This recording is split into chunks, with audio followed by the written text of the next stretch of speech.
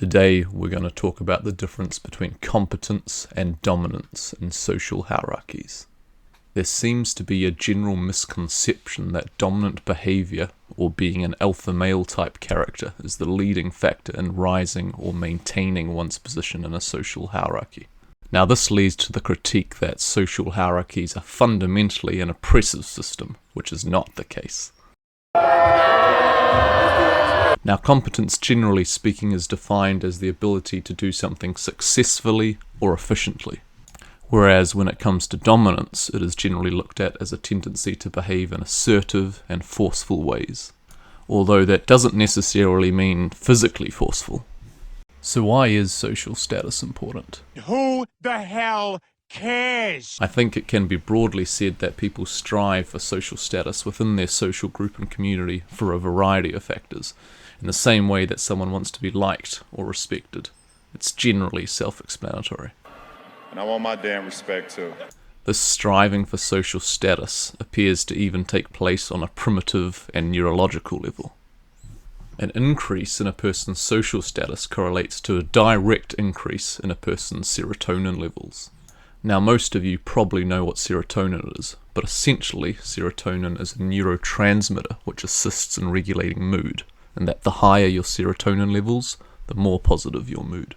This was brought out in a fascinating study popularized recently by Dr. Jordan Peterson. This study showed that antidepressant type medication even works on crustaceans.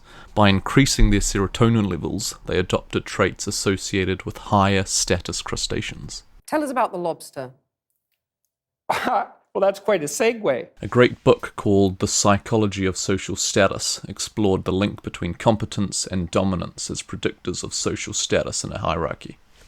They found that both competence and dominance are good predictors of status. However, the difference is in the behavior and attitudes of the followers and subordinates, and therefore the likelihood of these strategies being successful in the long run.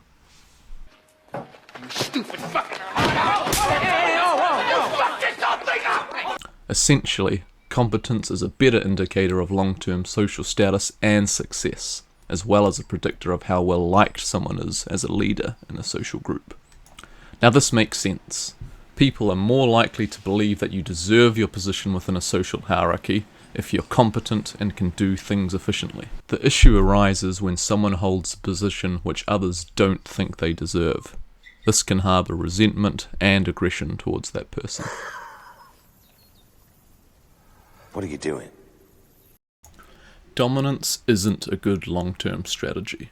In the short term, bullying or overtly aggressive behaviour may result in an increase in status because others are afraid of you. But because this is based on fear, opportunistic people looking to overthrow that person will strike in a moment of weakness, or make alliances with other people to overthrow that dominant person. Now that's not a particularly comforting position to be in. In fact, it's extremely stressful knowing that you have to be at the top of your game all the time, or else you'll be vulnerable. Besides, why would you want to be unapproachable as a leader? This doesn't foster good culture or success within a team. A good example of hierarchies based highly on dominance are drug trades and gangs, where the structure is more primitive. However, there is a reason that there is so much violence in these communities, where leaders are often thrown by violence. You think you can do this to me? If you lead by dominance, you'll be less liked and less respected as a manager and leader. You won't inspire trust, and you won't get willingness out of your staff. Your staff, subordinates or followers will talk about you behind your back and plot your overthrowal. Take it easy, Kev. Hey, thanks, Jordan. Thanks a lot. However, it's the opposite if they respect your competence. You'll inspire confidence, where they'll develop a level of admiration and they'll see you as a role model. The best leaders are always exceptional at what they do. I'm sure if you picture one of your role models, they'll be highly competent in what they do.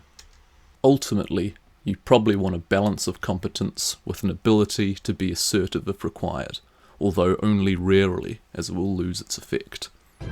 I'm always angry. Michael Jordan is a great example of this. Whilst he did have dominant traits, people revered and followed him because he was the best basketball player in the world at the time. No one would have followed him willingly if he was a bad basketball player. You often see leaders who don't even want to be a leader, but people naturally follow them because they are so good at what they do. So in conclusion, if you think the best way to get to the top of the social hierarchy and become a respected figure is through dominance and coercion, you're wrong. The actual way is to excel at your craft, and others will be naturally inspired to follow you and learn from you.